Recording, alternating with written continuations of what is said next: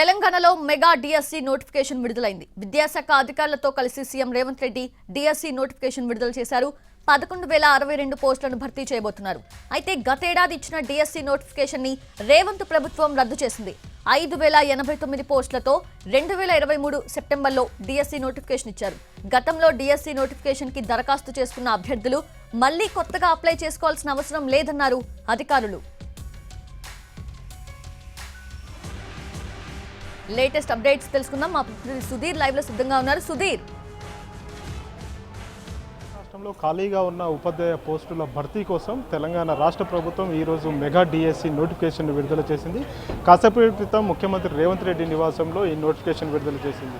అందులో భాగంగానే పాఠశాల విద్యాశాఖకు సంబంధించిన ఉన్నతాధికారుల సమక్షంలో ఈ నోటిఫికేషన్ విడుదల చేయడం జరిగింది. 11,062 పోస్టులతోటి నోటిఫికేషన్ జారీ చేసింది. గత సెప్టెంబర్ 2023 విడుదల చేసిన నోటిఫికేషన్ ఏదైతే ఉందో, గత ప్రభుత్వం విడుదల చేసిన నోటిఫికేషన్ రద్దు చేసి కొత్తగా మళ్ళీ ఈరోజు నోటిఫికేషన్ విడుదల చేసింది. ఇందులో దాదాపు 11,062 పోస్టులు భర్తీ చేయనున్నట్టుగా తెలంగాణ ప్రభుత్వం అయితే స్పష్టం చేసింది.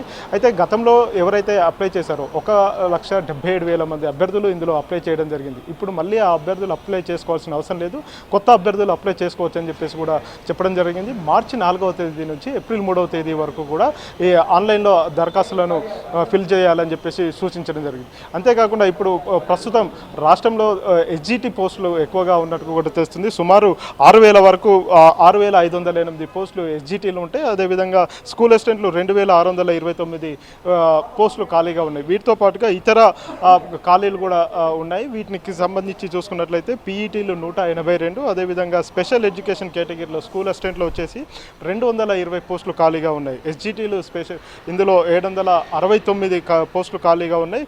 వీటి మార్చి 4వ తేదీ నుంచి ఏప్రిల్ 3వ తేదీ వరకు కూడా వీటిని అప్లై చేసుకోవచ్చు అని చెప్పి చెప్తుంది. గత కొంతకాలంగా రాష్ట్రంలో నిరుద్యోగులు నోటిఫికేషన్ల కోసం ఎదురు చూస్తున్నారు. అయితే ఈ డిఎస్సి అనేది ఎన్నో ఏళ్ల నుంచి కూడా డిఎస్సి నోటిఫికేషన్ ఆలస్యం అవుతూ వచ్చింది. గత ప్రభుత్వం 10 సంవత్సరాలు డిఎస్సి నోటిఫికేషన్ లాస్ట్ సంవత్సరం 2023వ సంవత్సరంలో విడుదల చేసింది. అప్పుడు కూడా కేవలం 5,089 పోస్టులు మాత్రమే నోటిఫికేషన్ జారీ చేసింది. అయితే ఇప్పుడు తెలంగాణలో రేవంత్ రెడ్డి ప్రభుత్వం కొలుదీరిన తర్వాత కొత్తగా మళ్ళీ నోటిఫికేషన్ జారీ చేసింది. ఇందులో 11,062 పోస్టులు భర్తీ చేయనున్నట్టుగా కూడా తెలంగాణ విద్యాశాఖ స్పష్టం చేసింది. అయితే ఎప్పటి నుంచో ఎదురు చూస్తున్న నోటిఫికేషన్కి సంబంధించి పూర్తి స్థాయిలో వివరాలనే కూడా వెబ్సైట్లో పొందుపరచడం జరిగింది. గతంలో అప్లై చేసుకున్న 1,77,000 మంది మళ్ళీ ఇప్పుడు అప్లై చేసుకోవాల్సిన అవసరం లేదని కూడా చెప్పడం జరిగింది. వాటికి సంబంధించిన పూర్తి వివరాలను కూడా వెబ్సైట్లో పొందుపరచడం జరిగింది. గడిచిన కొద్ది రోజుల క్రితం మనం గ్రూప్ 1కి సంబంధించిన కూడా చూసాము. దాదాపు 600 పోస్టులను కూడా తెలంగాణ ప్రభుత్వం భర్తీ చేసేందుకు నోటిఫికేషన్ జారీ చేసింది.